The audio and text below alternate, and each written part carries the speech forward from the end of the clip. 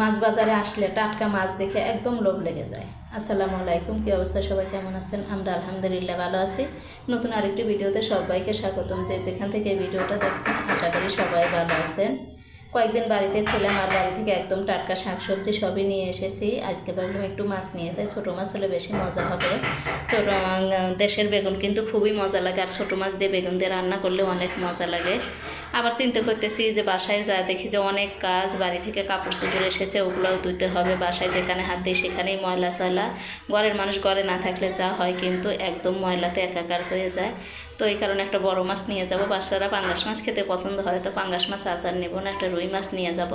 একটা মাছই নেব, তাহলে কিন্তু কাটে কুটে রান্না করলে খুবই তাড়াতাড়ি হয়ে যাবে। আর রুই মাছটা বড় মাছ নিলে বাচ্চাদের খাওয়াতে সুবিধা হয়, কাটা বড় বড় থাকে, ও সুন্দর মতো বেছে দিলে ওরা নিজের হাত দিয়ে খেয়ে নেয়।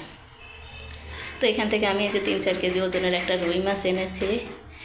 বাইরে থেকে কাটিয়ে নিয়ে আসা যায়, তো আমার মাছ কাটতে ভালোই লাগে। ভাবলাম যে কয় মিনিট আর সময় লাগবে, একদম 10-15 মিনিটের মধ্যে কিন্তু ক্যাচ করে কেটে নেব। প্রথমে এই যে সোলকাটা খুব সুন্দর করে ফেলে মাথাটাও কেটে নিয়েছি। এখন নিজের পছন্দ মতো পিস করে নেব।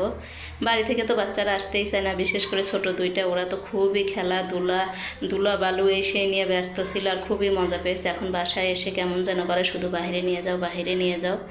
তো বাহিরে কি অত বেশি নেওয়া সম্ভব হয় না। অবশ্য আমাদের নিচে অনেক খোলা জায়গা আছে, আমরা যেহেতু কোয়ার্টারে থাকি, এখানে নিচে একদম বিশাল বড় একটা মাঠ আছে, ওইখানে বিকেলবেলা নিয়ে যাই। মাছটা মাশাআল্লাহ খুবই সুন্দর ছিল, একদম তেলে ভর্তি, ভিতরে কিন্তু কোনো ডিম ছিল না।